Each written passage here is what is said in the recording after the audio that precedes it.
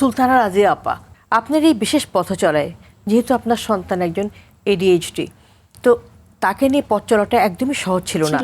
আপনার এই বিশেষ পথ চলায় সবচেয়ে বেশি সাপোর্ট আপনি কার কাছ থেকে পেয়েছেন?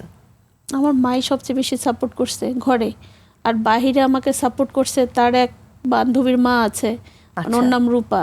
মানে ও নিজের সন্তানদেরকে যেমন ভালোবাসছে, আমার সন্তানদেরকেও সেম একই ভালোবাসছে।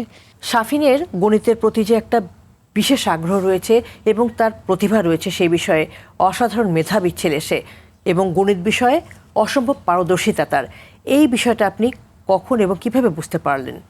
অ্যাকচুয়ালি এটা আমরা বুঝতে পারিনি। যখন আমরা কাউন্সিলরের কাছে নিয়ে যাই কাউন্সিলিং করার জন্য, তখন ওনারা ওর সব একাডেমিক মার্কশিটগুলো চায় এবং ওর সাথে কথা বলে ঘন্টা ধরে। কথা বলার পরে উনি বের হয়ে আমাকে ডিসিশন দিলেন যে আপনার বাচ্চাটা অসম্ভব মেধাবী, ওর হচ্ছে যে সাধারণ শিক্ষা ব্যবস্থা আমাদের যেটা, এটা যে মানে শিক্ষার যে এলিমেন্টস আছে এর চেয়ে বেশি ক্ষুধা ওর দরকার। আপনি বাচ্চাটাকে অ্যালোহাতে দেন, আর হচ্ছে আপনি বাচ্চাটাকে ব্রিটিশ কাউন্সিলে দেন। সাইকিয়াট্রিস্টই এটা অ্যাডভাইস করেছিল। তারপরে আমরা ওকে অ্যালোহায় দিয়েছি এবং ব্রিটিশ কাউন্সিলেও আমরা যোগাযোগ করেছি। আচ্ছা, এবং তারপর কি করলেন? জার্নি শুরু হলো আরেকটা নতুন, তাই তো? জি, অ্যালোহাতে দিলাম। দিতে গেলে প্রথমেই তারা নিতে চাইলো না, অনেক বেশি চঞ্চল। মানে আমি যেখানে ওকে দিতে গেছি সেখানেই শুরুতে আমি হোঁচট খেয়েছি।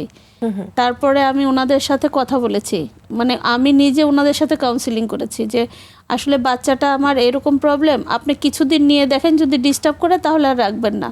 পরে উনি অ্যালোহার যিনি ছিলেন সেন্টার পরিচালক, উনি বললেন ঠিক আছে করুক। তখন মানে 2-3টা ক্লাস হওয়ার পরে যখন দেখছো মানে ম্যাথে এত এক্সিলেন্ট, পরে পিছনে আর ফিরে তাকাতে হয়নি, ওখানে কন্টিনিউ করছে এবং প্রত্যেকটা পরীক্ষাতেই তার A+ স্কোর ছিল এবং সফলতার সাথে সে ওই আপনার অ্যালোহা কমপ্লিট করছে। আমি শুনেছি অনেক পুরস্কার সে অর্জন করেছে বিভিন্ন কম্পিটিশন বা প্রতিযোগিতায় অংশগ্রহণ করে, সেগুলি কি সবই গণিত ভিত্তিক ছিল?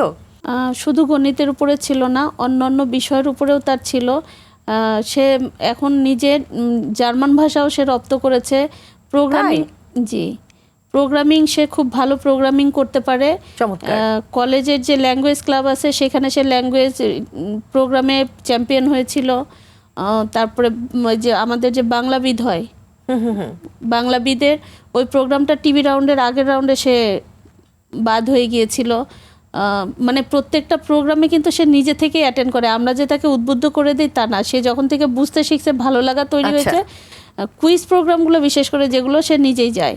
তারপরে এই যে বিভিন্ন ওই যে SSC পরীক্ষার পরে মেধা যাচাই যে পরীক্ষাগুলো হয়, উদ্ভাস করে, সায়েন্স ফিকশন করে, সায়েন্স ক্লাব করে, প্রত্যেকটা পরীক্ষাতেই সে কিন্তু প্লেস করেছে। বাহ! তারপর PHCতে আপনার 600-র মধ্যেও 586 পেয়েছিল, A+ রেজাল্ট ছিল। আর HSCতে 1300-র মধ্যে ও 1152 নাম্বার পেয়ে SSC পাস করেছে। বলেন কি?